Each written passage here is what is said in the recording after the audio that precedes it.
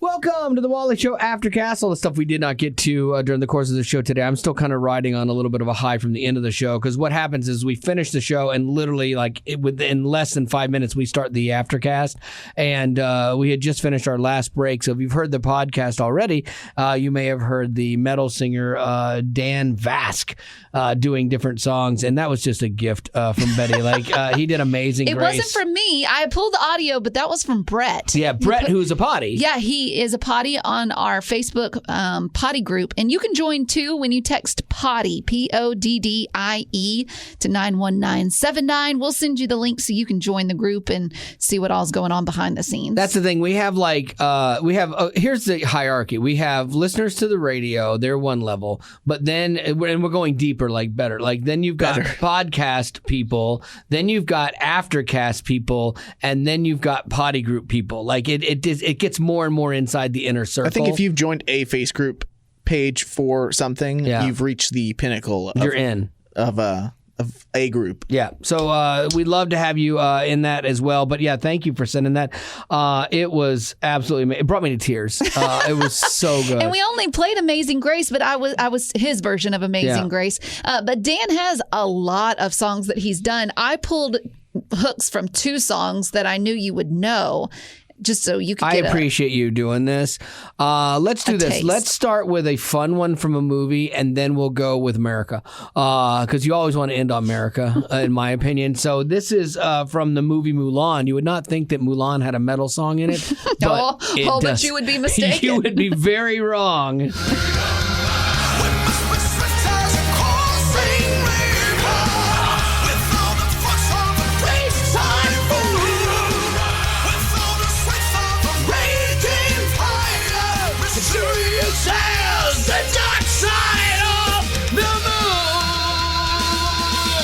See what I did there? I went low because I knew he was amazing.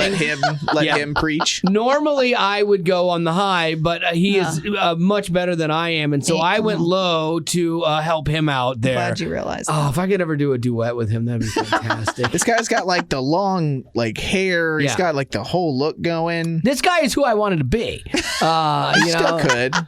No, I can't. I've tried to grow my hair back out. I just can't. It doesn't happen. It's thin. And it's just thinned out. It's sad actually when it grows out. But he also did a version of the Star Spangled Banner. Yes, he did, and I think you'll agree with me. At the end of this, you will be like, "Why is this not the opening for every NASCAR race?" Because it should be. Need to listen to the very, very end. Okay, so here you go. 38 seconds of joy.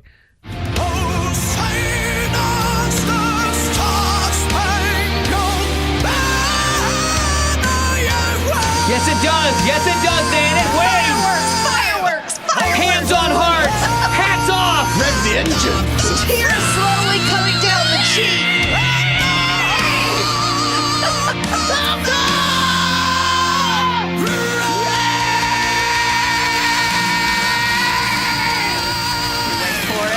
Wait for it. Here it comes. Eagle screech, and then a flyby with an eagle. So good. If you're not doing that in an America flag tank top, I don't even want to see you. Man, that is amazing. Back up, Terry. That was so good. That's so good. Well, thank you, Brett. Brett, thank you. Lady Rock, thank you for pulling all of that audio and making that happen here. Here we go. Here's some things we didn't get to on the show today. Are dog owners dumb? Yes. They must be. Is this based on a story, or is this just me? Am I the No, topic? are you internalizing? No. I feel like I've been called dumb for being a dog owner. Oh, today. no. This is a story, but it has no correlation to the amount of money you spent on your dogs at the vet, which is lunacy, which I wasn't going to bring up because I didn't want to hurt you. Yeah, because I know, I've been to the vet and they're like, well, it's going to cost X amount of dollars. And you're like, no, it's not going to cost me that because I'm not doing that. I can't say that, though. Yeah. Now, you can't say it or your wife can't say it? No, well, neither of us can say it. Yeah. I will do it. I will hand that check over or the card. Yeah. But The pain is real. Okay, but what's okay? what are So dumb dog I came people across out there this doing? article, and it said, and it made me think, well, the dog owners must be stupid if this is an article on a dog website. It said the 8 household items you need to keep away from your dog. So I went, okay, that makes sense. Let's look at what this is. So human food. You're like, don't feed your dog human food. It's not good for him. Okay, chocolate. That's one of the big ones. They say don't feed your They said human food, and then chocolate was another was item in there. Yeah, exactly. Don't give your dogs cleaning products. Okay. Plants. Some plants can make them sick and they throw up. Pharmaceuticals. Keep your medicine locked up. Article? That's my point. Metal, like coins. Don't let your dogs eat pennies. Insecticide. Yeah, I keep that where my dog can get to it. Fertilizer. I've got tons of that laying around, and and don't let your dogs eat it. I mean, you might be tempted to eat it, but don't let your dogs eat it. And chemicals like antifreeze. You think someone got paid to write this? Yes, that's my point. Is that they must think that dog owners are the dumbest people on the planet. Basically, it's all common sense. Anything you don't want your child to eat, you don't let your dog eat. Or yourself to eat. Or your cat eat. Or you. Yeah, Right. It's like... I don't go eat my plants. No, it's ridiculous. Yeah, I've seen my cat, Buford Beans. He has tried to eat something, and I'm like, Yeah. drop it, because I'm not paying the vet bill. No, Like, it's either you eat it and you die, or you go to the vet and you That's die. right. So I'm not doing it. Okay. Yeah, that's the difference in cats and dogs too. Like when you have an animal that kind of tolerates you, but You don't fight for their life. You don't. You're not going to take a bullet. They're not going to be smart No one enough. has ever taken a bullet for a cat. And maybe that's the reason why dog owners spend more on their dogs, is because they do have more of a people personality. Right. They Yeah. have human characteristics. Oh, absolutely. Whereas cats can. Well, cats, they do have human characteristics, but they're of serial killers. Right. You know, that's and true. sociopaths. But most of them come to you when they want to come to Right. you. Yeah. They don't come to you, like dogs look forward to Yeah. you Yeah. coming home. Whereas my cat's like, he looks forward to his food. Yeah. Never doubt my dog's love and appreciation for me. I've never had a cat that I was like, man, I can just tell that Pippi or Blue just loves me. And like they think I'm a cushion more than Now anything. I can tell that Buford trusts me because when any kind of like stranger comes in, he doesn't like that person. Like he gets scared. And so when it's either me or my roommate, though, he acts like he's not scared at all. He's Yeah, just I mean, I love cats, but like I do too. There's a I different love them. a different criteria for cats, and vet bills are just crazy. And I think, I mean, honestly, like vets will argue, well, we go to a lot of schooling more than doctors. Okay, fine, but then you're also working on something that doesn't have the same price tag on it as life, but for some people it is, but as human life, and medical costs are way out of control for humans, and so I guess they just get right on that train. And there's that point at which it's like, well, do you really not love your dog $800 worth? And you're like, well, I do. They make you feel guilty. Like I had one cat. My cat was 15 years old, and they're like, yeah, it's got cancer, and it's gonna be these treatments, and it'll be about $2,000, and then probably about $800 a month. And I'm like, this cat cost me $29 15 years ago. I've got my money's worth. It was I thought it was interesting though, because when I looked at this little chart and it was, your dog in human years, like this is how old they are. Right. We're looking at Ellie's like 51 or 56, Jasper's like 20, he's going to be 28 later this year or next year. So it's like if you had like a 15-year-old cat, or like if I had a 13-year-old dog who's pushing 100 years old. Yeah, exactly. Like at what point do you have a human being like in whatever state of life they're in, where you're looking at it and being like, man, I just hope they can keep lasting a lot longer once they're 105 years old. No. Like when I get to like being in my 70s, 80s, 90s, whatever it is, if like I wouldn't want my wife to like deplete all of our savings on me. I wouldn't. I'm like, I want to leave a legacy and I leave financial security to her, to my daughter. Like I would not want to spend all of our money on me at 80 because I don't have that many good years left. I think everyone is different. Everyone has a different bracket on what is worth it and what isn't. Absolutely. So yeah. Okay. Well, that was very nice of you. But you still wanted. You were like, I'll kill my cat. Well, yeah, but that's me. That's my truth. That's my truth. Watch out, Buford. I love my Buford. Okay, you don't want to rack up too many bills. You've taken Buford to the vet a few times in the last year, I think, right? Yeah, and Gilly I think I've taken him once, twice. Yeah. And so, what did it cost you each time? maybe $64. Oh, that's so good. Yeah. Yeah. Gavin. What do you even give him? Like They give him like a little, last time I went, they gave him like a little eye drops because he has like allergies or something. And then, poor baby. Yeah. Now, Gilly, when I took her, they had to give her some fluids and some kind of medication. And that came to like $110. Yeah. See, I'm in that range. I did spend almost $700 on Sasha because she's still healthy. Like she's still in good. And this is where you're at with your dogs. They're still healthy. Yeah. It's not like they're like terminal or whatever. And Sasha, even though she's 14, she still gets around, does everything. But she was making these weird mouth sounds when she would eat, and then she stopped not eating. And so it turned out like her teeth were really bad. And so we had him go in and pull some teeth, a lot of teeth, and get her all set up. But like that's the last $700 that's going her direction. You think so? And I tell her that. Wait, where does Marty land on that? Marty's the same way. Okay. Yeah. See, if you as a couple can come together. Can you imagine living in a home where the people at home are like, listen, if you die, what are we going to do? Marty wants new carpet, and we can't get new carpet till we get rid of the cat because she throws up on things. So we're not in any hurry, but in essence though, do you ever like see the cat? There's a DNR on our cat. Do you see your cat kind of moving slowly, and you're like, "Ooh, you doing all right? You doing okay?" She's like, "I'm not limping. I'm fine. Every time she doesn't make it up on the couch, you're like, "Hey." Yeah. Or every time she goes to jump off the bed, you're like, "Well." Fortunately, she has stopped trying to jump on the sink counter in our bathroom because she stopped making it, and like she would fall. Oh, she is a little like chubby. Yeah, she still makes it up on the bed, even though we put another 3-inch like mattress pad on that thing. She gets a running start, and she makes it halfway, and then the back claws push her the rest of the way. I will say this: that I am already, and by I mean like Haley and I are already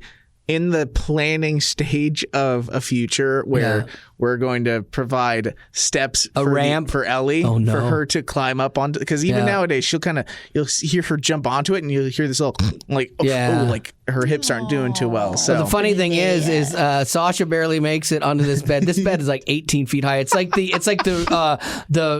monster truck of beds. It's so high. Do you have to jump up there? No, Marty uses a stool. I run and I throw a leg up over like I'm doing the Fosbury flop in high jump. But yeah, because like the mattress itself was super thick. The box spring is thick, and then we added this 3-inch mattress pad on it, and it's ludicrous how high this thing is. And Sasha, like enough that you don't want to roll off in the middle of the night. Death sentence. Like Sasha looked at it, she was like, "Are you guys kidding me? Like I'm getting older, right? Like the chances of me get her stairs. I know. And when she can't make it, I will do stairs, or I'll pick her up. Can't. She makes it the most of the time. Sometimes she'll get halfway and then have to turn around. Bless her little heart. But anyway, there's one more story I had. Betty Rocket brought this up to me earlier. There's a new rideshare app that is really weird, and it's going to compete with Uber and Lyft. It's called Black Wolf, which is pretty cool. But it differs from the others in that your driver is going to be armed. Mm-hmm. Interesting concept. Mm-hmm. And like, I'm so torn on this because if the driver is armed, and you know that getting in that car, your odds are you're not going to act the fool like some of these idiots that abuse Lyft drivers and Uber drivers. Get in and like don't pay or or assault them. You know, like if you know the guy's armed, you're probably not going to pick that fight. What was the logic behind arming the people, Ross? Because I guess a lot of people are scared about there's been a lot more stories on people getting in fights with road rage. Right. Even while they're in a Lyft or an Uber. Right. Yeah. And then also, too, just ridiculous, reckless shootings of innocent people. And so you getting into the car with someone you know who is armed. And also these people have had their background checked. They also typically come from a military background, and they've been coached on how to de-escalate a situation. That's fascinating. Instead of escalating it, coached on taking it down. You don't need to be involved. I want to drive for Black Wolf. Is there your retirement plan? No desire to be an Uber driver. I've got a finger gun. No desire to be a Lyft driver. driver, but Black Wolf sounds right up my alley. No, I think they said this is in Atlanta, Georgia. That makes sense. Atlanta's a little violent. Yeah. I hope they have like cool outfits. Like I feel like you'd be getting in the car with like a SWAT driver. Yeah, and if it's all like black SUVs, that's pretty baller, yeah, man. that'd be Like cool. that would be awesome. Like you'd feel like you had your own protective service. Might like cost you a lot deserved more, it. but Yeah, I'm I'm curious what it would cost. Yeah, I would assume there's a part of me that like this sounds a little bit more not like high end per se, but Right. this sounds like something that you wouldn't pay $20 just to get across town. It sounds like it'd be a little pricey. There's gonna be some surge pricing on this one too. Yeah. If you want somebody that's got the gun and the bullets, it's surge pricing. Yeah, It's got the gun, not the Yeah, bullet. it's fascinating that it's fascinating and sad that's where Yeah. we've gotten Yeah. to, and then the conversations we're having all over the place now about should pilots carry guns, should teachers have guns, like it because the criminal element has gotten so far out of control, and the brashness and the audacity of the crimes they are committing with guns is forcing other people to go, well, it's not just protecting my home anymore, because for a while it was like, okay, I'm going to protect my home, I'm going to have a gun, and that's my right, and it's not a big deal, But now you've got more and more people carrying their guns wherever they go because of lunatics that are pulling nonsense with people, I think we were talking about this the other day, that shooting where that kid in New Mexico was walking around shooting people at random. And I would have the hardest time, like, jumping into action and believing what my eyes were seeing. Yeah. Like, to me, if I see some kid walking around with a gun, my first assumption is he's probably an airsoft gun and he's playing games or whatever, because I'm still naive enough to think that there's goodness in the world with people. But then, like, if I saw this person shoot somebody, I mean, I would like want to take action, but then there's part of me that's like, well, wait, was he the good guy taking out a bad guy? Like, you don't know the whole story. And so how do you spring into action on something like that? I think that would be the hardest part of if you're that person that's like, I'm going to conceal carry or just I'm going to open carry because I want to protect myself. Boy, you better make sure you're not wrong. Right. Yeah. Like that one guy that shot the guy that was robbing the place. They were at a restaurant, and this guy was robbing everybody. And this guy shot him once in the thing, went out and shot him in the street again, and like at point blank range in the head. And you're like, all right, that was excessive. You probably had him. You had the situation de-escalated. He's not a threat anymore, and you went out and you finished it off. It is like an interesting ask of people to be in like the height of what I would assume would be like adrenaline. Absolutely. In pulling a gun to protect people. You pull your weapon to protect people. You've got adrenaline rushing through your veins. And no training. But you have to have the wherewithal to say, I have like solved the scenario. Things are safe. I don't have to keep going. Now, if you drag someone out in point blank range, like that does sound a little sociopathic in certain ways. But to even calm yourself down to say, okay, I'm done or this is done. That's why, I mean, Tough. officers, they go through training like that, and they go through de-escalation training and stuff like that because, to go from that, the fight or flight, and now you're in the fight, and to go from that level of this is a life-ending situation, and then to quickly back yourself back down. I don't know how you do that. Well, and they also have the procedure of like if a officer shoots their firearm, they are also like put under arrest where they can't just be like, shoot their gun. Yeah. They take him in, Go they start home. talking They about take it. him Right. in, and I think that probably protects the officer from himself or from just any other outside person from whatever scenario they just solved. I watched a video on TikTok the other day. It's like Fridays with Fred or something like that. He's an officer and he videotapes all the people that he stops. And there was this one kid doing like 65 and a 35. I watched this video. And I watched this video. I was so mad at this kid. This officer was so calm and this kid was so entitled. And he's like, Mom, I'm being harassed. He's calling his mom and he's like, he's harassing me. Don't touch my car. And then he gets rude with the cop and is saying all this, talking smack to him. Language. He's like, I hope your daughter dies. Like, it's like, and so, you think it's like a 17-year-old kid or something. And so the cop allows him to call his mom, and his mom comes and he's telling him, then he finds out he's 19. And, he's an adult. These are adult problems now, ma'am. And the cop, it was still kind through the whole thing. Kid had a suspended license for DUI. I thought he was going to get arrested, and that wasn't even an arrest. The cop kept going, look, he's just getting a series of tickets. This is unacceptable behavior. And he sat down and he goes, this is the problem with our society. Entitled, rude, problematic kids that have been babied their whole lives. And I'm like, I agree everything with you. At some point in time, I was watching, I showed it to my wife. I was like, this is why I couldn't be a cop. I would tase that kid at the very minimum. At the very minimum, I would have tased him. How do you not control your? Yeah, I can't. I couldn't control myself. That is so rude. I'm like, oh man, I don't know how this cop kept himself together. It was impressive on his part because because he was filming himself. It seemed, or at least might his keep partner. you accountable. I think if you were like producing something that you're like, all right, this is me showing the world how ridiculous these people are, it would probably make you go, oh, well, being filmed right now, if I do something ridiculous, then I'm going to be the criminal. That's true. Yeah, if you know, you're cognizant of it. And then that's why they put the cameras on the And officers. the kid was funny too, because he's like, you can't film me. He's like, public space, yes, I can. There's no assumption of privacy in the public. And I love how everyone tries to argue with cops, because they're like, no, that's not the law. And the cops, that's what they do for a living. And people think they're all like lawyers. They all of a sudden know the best. And then you've got and then I always love when someone's like, well, I'm going to call my lawyer. Please do. Call your lawyer. You don't even have a lawyer. I love that I wouldn't even know where to start. No, it's so funny to me. If you don't have the body cam on, that kid gets tased. By accident. By accident. And that's why Wally's not a police officer. That's exactly why I'm not a police officer. That and I'm tiny. But he does want to be security at the church. I do. Maybe they'll just give me a taser. Just give me a taser. Please don't do that. I won't have a gun, but if the person, because I could see, you're there and the lady at the coffee thing makes your coffee wrong, you got no choice. All right. You got to tase that lady. Lady Rock, what do you got? Maybe not. Oh, wait, let me mark that down for here's uppity. Okay, so I have a list that was put together of celebrities who claim they're self-made. And it's going to be a good joke for you because you're going to roll your eyes plenty of times thinking you're self-made. Please, come on.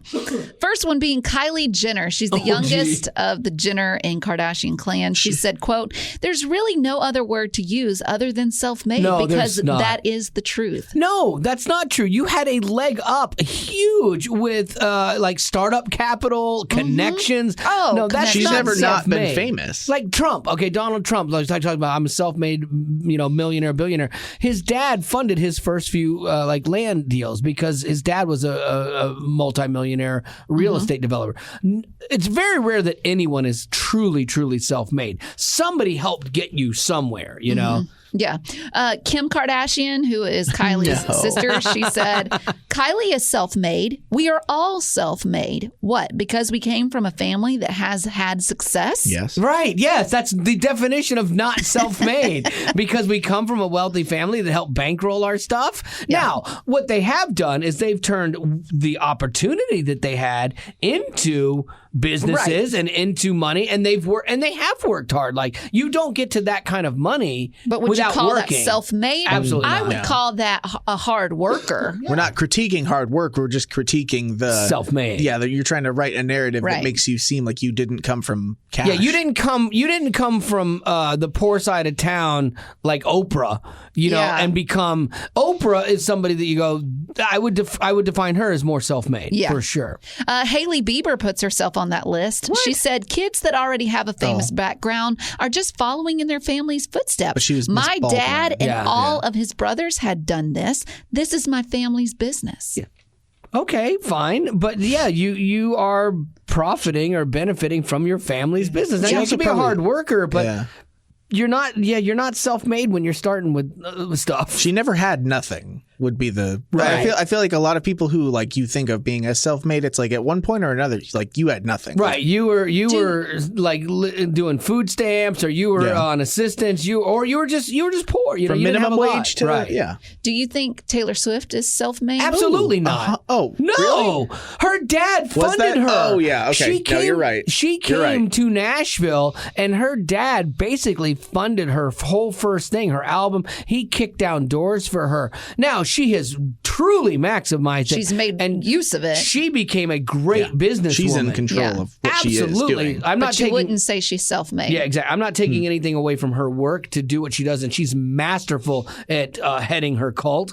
Like she is. Cult. It is. It's a cult. It's a cult. She is a fantastic cult leader, and but self-made, absolutely. I think not. the difference is that people have a hard time taking pride in just that they are a hard worker and not saying self-made as well. Sure. Like there are a lot of celebrities on this list that I think that they see it as not good enough if you're just a hard worker. They want to be self-made too. See, like for me, I could say that I've been successful, and I don't know if I would use the word self-made. I started off in a career that I had nothing. No one in my family had anything to do with this. No one had ever trained me in this. Like I started off on a completely different path that I was completely unworthy of taking. And so what happened is like I worked hard, and I worked 1,000,000 hours, and I threw myself into this, and I did make my career.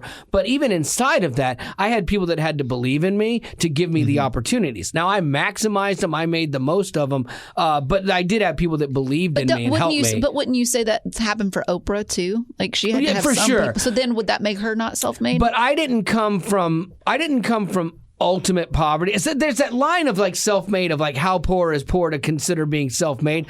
I guess I could say self-made in the sense that no one invested in me. No one, as far as like my career. Like my dad didn't go, hey, I know you want to get into radio. Let me pay for you to go to radio school. Like I paid for myself to go through college. So as far as self-made goes, I could kind of make that case. It's not the extreme case of Oprah living in squalor and getting to be successful. I'm medium self-made, I'm not. Yeah, on I don't Oprah know. level. Like, would you consider anyone who has had their college tuition or their rent covered or their car or their insurance covered by their parents? Would you consider they're self-made?